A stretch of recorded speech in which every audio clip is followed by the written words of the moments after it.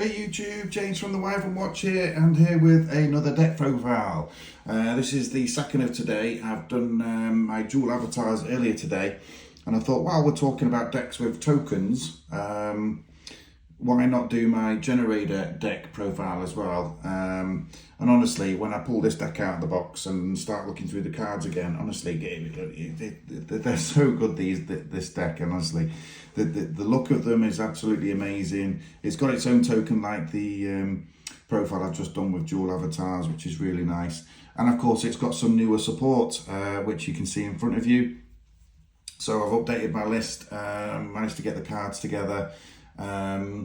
And honestly, when you start playing this deck, works so differently to other decks that you might have played in the past. Again, it's not a massively competitive deck, although it can be quite destructive. It's just a really good fun deck to try and, try a different play style, really. That's, I suppose, what it's sometimes about. So you can have a look for yourself what you make of my list. But I've thrown in there what I see is the right way of doing it. The extra deck, of course, is, well, I'll get to the extra deck anyway, and we'll talk about that. But let's get straight into the main deck and start with the main deck monsters, of course, which you couldn't go very far without starting with the man himself. Right, let's try and get the pronunciation right. So this is Loctir is my way of saying that. Now whether I've butchered that or not, I'm not entirely sure. But he's the level 4 fairy. It's a whole fairy deck, in fairness. So you can only control one Loctir, Shadow of the Generaider bosses. All Generaider monsters you control gain 1,000 attack and defense during your opponent's turn only. During the main phase, quick effect, you contribute one Generaider monster, special summon one level 9 Generaider monster with a different name from your deck. You can only use the effect of Loctir or Shadow of the Generator bosses once per turn. So immediately this is a way of accessing one of many level 9 Generator bosses. I've played one of every single one or two at 2-ofs, but I just wanted to make sure all of them were in there. Now, if you were building this to an optimum level, you probably wouldn't put all of them in. But like I say, I just want to make sure I've got all the components in there available. And this is one of the cards that sort of enables you to get to each one of those quite quickly, so you can easily play them at 1-ofs. While we're on 3-ofs though, the only other 3-off I'm running is Condemned Witch. And I run this in a couple of different decks. But again, really like the look of this card. It's one of the secret rares out of Soul Fusion. Soul Fusion was a great set, actually, come to think of it. There's a lot of cards that have come out of there. But Condemned Witch, for those that aren't familiar with it, is when this card is normal summoned, you can add one forbidden quick play spell from your deck to your hand. And during your opponent's turn, main phase, quick effect, you can attribute this card, and special summon one level 4 fairy monster from your deck. Except Condemned Witch, and obviously we're going straight into Loctir for that target, but also you're getting a forbidden spell as well, so I've made sure obviously I've got some forbidden targets in there, named of which of course you could run droplets. I've not got this isn't a competitive build, so droplets isn't in here, but you can quite easily put that in place of some of the other options that I have gone for. Okay, so Generator bosses themselves, like I say, there are a fair few of them. I'll run briefly through them. The only two that I'm running 2-ofs are the new one, the Vala, Sadir of the Generator bosses, and Hela, Generator bosses of Doom. Sorry, yes, I couldn't quite read that then. So these are all level 9, of course. They've all got their own little effects. And really, when you're using this deck, you need to have a good idea on what each one does, because obviously you'll use one depending on the situation that you're in. So the new one, of course, you can only control one Vala. You can only control one, which is the same for all of them. You can only use each of the following effects of Vala once per turn, and if this card is in your hand or graveyard, you can send one other Generator card from your hand to the graveyard and special summon this card, but banish it when it leaves the field. And if this card is special summoned, you can special summon one Generator monster from your hand or graveyard. So immediately going into, you know, it lets you get into the second monster if you do so wish. And then Hela, again, you can only control one. Quick effect, you contribute one generator monster or one zombie monster, then target one generator monster or one zombie monster in your graveyard with a different name from the attributed monster had on the field. Special summon that target in defense position. You can only use each effect of Hela once per turn. So again, that's another way of getting into one of the other level 9s, because you're not going to go for another zombie target, but you obviously will be going for another generator target. So those are the first two. Now, 1, 2, 3, 4, 5, 6, 7, 7 of them. So I'll try and get, no, I'll do the first 4 and then I'll do another 3 after that. So the first 4 are these. Now, Mardell is one of my favourites. I think it's a beautiful looking card. And if you see my Aroma deck profile, I also run her in that because she's the plant variant, of course. So she shares the same effect as the others, where you can get a generator and or, well, the previous one was a zombie one, but this one, of course, is a plant monster. Each of them have got different attributes, so they can all search for, you know, you can run these, you know, technically speaking, in a spellcaster deck or a worm deck or a machine deck. You know, you get the idea. So again, you can only control one. Once per turn, if your opponent adds a card from deck to the hand, except during the draw phase, quick effect, you can make your opponent send one monster from their hand or field to the graveyard, their choice. And when a card or effect is activated, quick effect, you contribute 2 generator and or spellcaster monsters, negate the activation if you do destroy the card. But again, you're using the tokens in order to activate that effect, so that's what it's there for.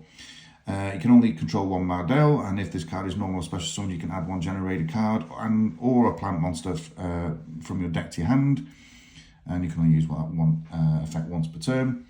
Needhog, again, you can only control 1, and when your opponent would special summon a monster, quick effect, you can target 1 generator monster or 1 worm type monster, negate the summon, and if you do, destroy that monster. You can only use the effect of Needhog once per turn. Actually, come to think of it, that's not a bad option for my Yang Zing deck, to be fair.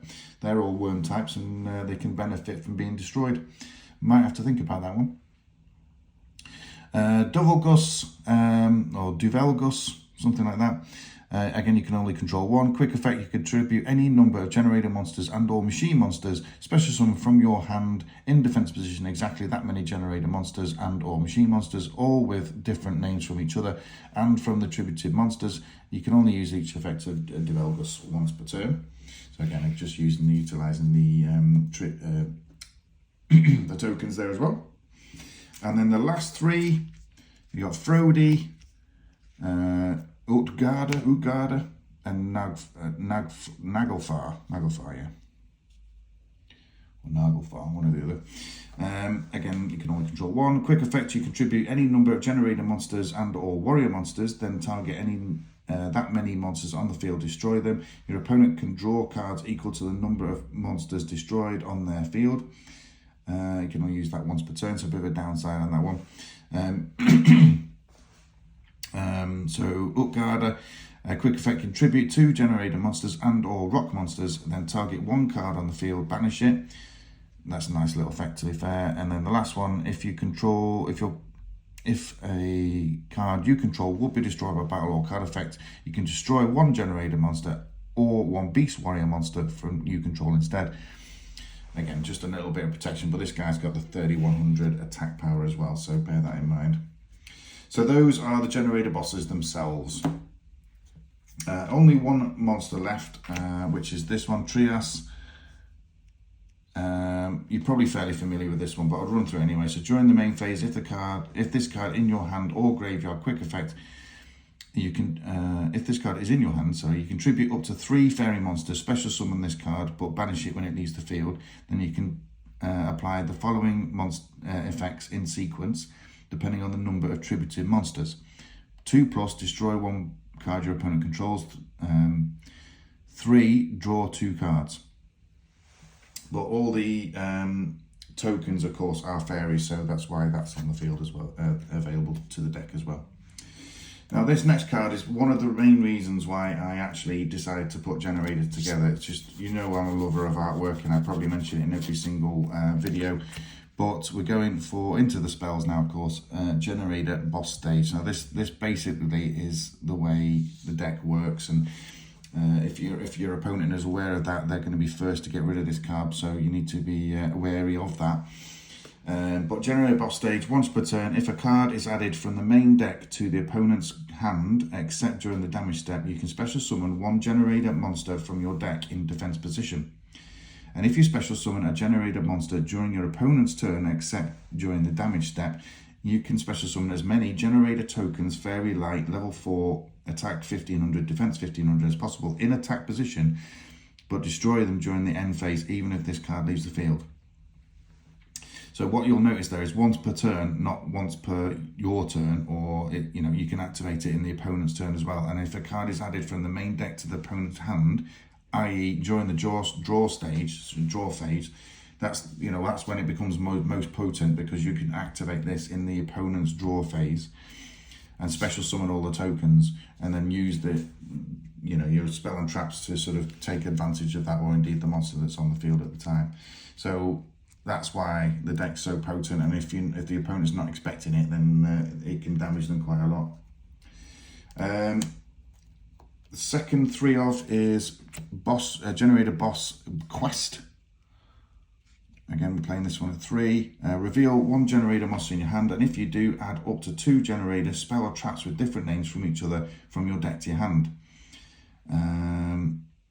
Then place the reveal card on the bottom of the deck. You can only activate one Generator boss per turn. So, you're swapping one card for 2, which is absolutely ideal. So you can't really argue with that, can you? Now, the next 3 of is this one, World Legacy Monstrosity. And again, what a fabulous looking card this is. I think it's the only deck I run this card in, because of the alignment with level 9 monsters, of course. But yeah, fabulous looking thing. So activate one of these effects as a quick play, of course. Special summon one level 9 monster from your hand. Great. Target one level 9 monster you control. Special summon from your deck 2 level 9 monsters, each with different original type and attribute from that face-up targeted monster, and with different names from each other, but these 2 monsters cannot attack, also destroy them during the end phase. It gets 2 out from the deck, which it doesn't stop this effects working, but they can't attack. But obviously you can use their effects and then potentially go into a rank 9, which we've got a few options, of course. But this card was pretty much made for this deck, so a great little addition. And the last 3 of now is Pot of Extravagance. Although we will use the extra deck, we've pretty much got all the major components at 3 anyway. So it's very rare that you use Pot of Extravagance and then banish 3 of the same card. Hopefully that doesn't happen, but I just thought, the extra 2 cards in your hand is a great advantage in this one. So Pot of Extravagance is there. On to a few 2-ofs then. So you've got Kujikuri Curse. Again, send one level 9 monster from your hand or face up on the field to the graveyard. Draw 2 cards. It's not very often a deck runs level 9 monsters, but when you do, you run that card, don't you? Lots of draw power. Next is just a very quick Cosmic Cyclone, just to get rid of any troublesome back row that you may be looking at facing. Just a quick banish effect on that one. And then into the sort of forbidden spells, I've got 2 Forbidden Chalice, which you'll be fairly familiar with, nice and easy, and also 1 Forbidden Lance on that one as well, just to vary it up a little bit, just utilising Condemned Witch's effects. Last of the spells, I've got 1 Generator Boss Loot and 1 Terraforming. Obviously the Terraforming is a bit of a must in this one, because we want that Generator Boss stage online all times. And Generator Boss Loot is when you control a token, your opponent's monsters cannot target Generator Effect monsters for attacks. If a Generator Effect monster is destroyed by battle, your opponent draws 1 card. If a Generator Effect monster is destroyed by battle, your opponent draws 1 card. I've forgotten. Oh yeah, Yeah, because if they've worked it out, yeah, that's right, that makes sense. But just the one off on that one, but like I say, we like to run all the names, don't we? So that's why it's in there. And then just a couple of traps. You've got 2 Generaider Boss Fight, which is activate 1 Generaider field spell directly from your deck or graveyard, then your opponent draws 1 card. So that's, again, just another way to make sure that Generaider boss stage is online all times. While we're talking about that, there is also a metaverse in here as well, just to really sort of make sure it's there. But also 1 Generaider boss room, which is when your opponent activate a card or effect in response to the activation of a Generaider card or effect, you can discard 1 card. Your opponent's activated effect becomes each player draws 1 card. Fairly simple stuff. And that's it for the main deck. So we're on to extra deck now. And like I say, there's lots of 3-offs in here, but the main component are the Generaider bosses themselves, of which now there, of course, are 2 of. So we've got I imagine that's a silent J, so probably your Munganda, I think it is, something like that. But again, another reason to run this deck is just, I think this card's absolutely stunning. Really pretty thing, and obviously this is the reptile of the deck. Obviously requires 2 level 9 monsters to make. You can only control 1 Jormungandr, yeah. This card's original attack and defense become 1,000 times the number of materials. And quick effect, you can detach 1 material from this card. Each player draws 1 card, then each player that drew attaches 1 card from their hand or field to this card. So immediately increasing the material count on it, and it can quite easily start to run over anything that sort of goes up against it. It's really difficult to pronounce these names, but we've also got 3 of the new guy. So Levatine, I think it is. So again, 2 level 9 monsters, and you can only control 1. Monsters your opponent controls lose 1,000 attack and defense. Quick effect, you contribute this XYZ summoned card and special summon 1 non-fairy Generaider XYZ monster from your extra deck.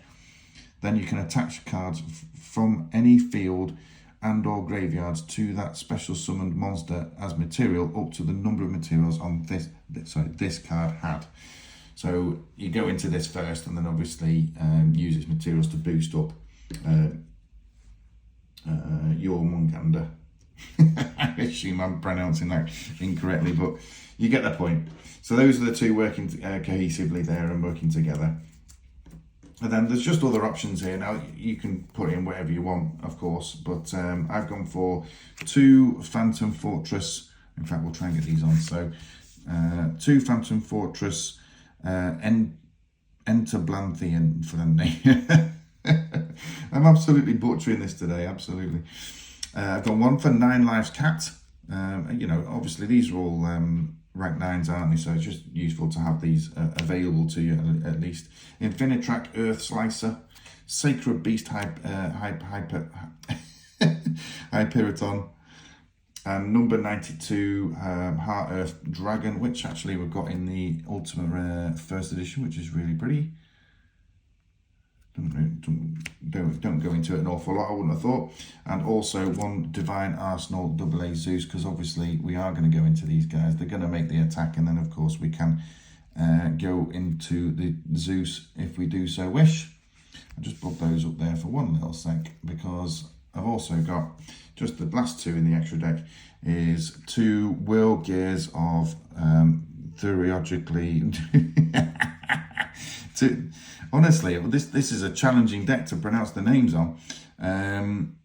You got 2 of this guy, because it's 3 level 5 or higher monsters to make, and obviously it's a link 3 anyway, but cannot be used as link material. This link summon card is unaffected by other monsters' effects, full stop.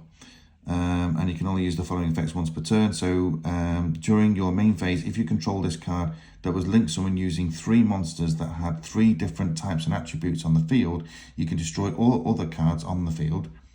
And if your opponent special summons a monster from the extra deck, excluding the damage step, you can special summon one World Legacy monster from your deck, which isn't a function that we're going to be utilising. But that first effect there is quite easily done because all our bosses, of course, are different types and attributes. So we can utilise that effect, which is why it's in there, and as a 2-of as well, just to make sure we've got it after a potential extravagant move. The only other thing I would show you today, of course, is the same sort of thing as I did with Dual Avatar, is the fact that there are the Generaider tokens available as well. And I just think that, you know, if you are going to build this deck, it's just suitable, and, you know, they're not expensive. Again, I think this was from the same, no, it's from the OTS 13, this one. So the one before the Dual Avatar one came out. But it's got the right spec on it, so obviously it's fairy, it's attack 1500, defense 1500, light, level 4. So you know, if you can get them, use them, because they are really nice when you play. And obviously, if you're using boss stage and you bring them all out, you know, you're going to be using these all the time. So nice to have them available to you. Guys, that's it for the deck profiles. Thank you so much. I'm so sorry I've absolutely butchered those names. But you get the point, and like I say, if there are cards in here that you need any further explanation on, or you're not sure on the ratios, feel free to drop me a comment as usual. I'm not an expert at this game by any stretch of the imagination. However, I do enjoy building these decks, and the, you know, if you can get your head around the pronunciation of some of the monsters, I'm sure it would be absolutely great fun to play. Well, it is great fun to play. Keep the comments coming, guys. Keep subscriptions coming. Again, we're up to 272, I think it is, as of today. Obviously, looking for that 500. We'll keep going. I hope you enjoyed the video, and we'll see you for the next profile. Cheers. Bye.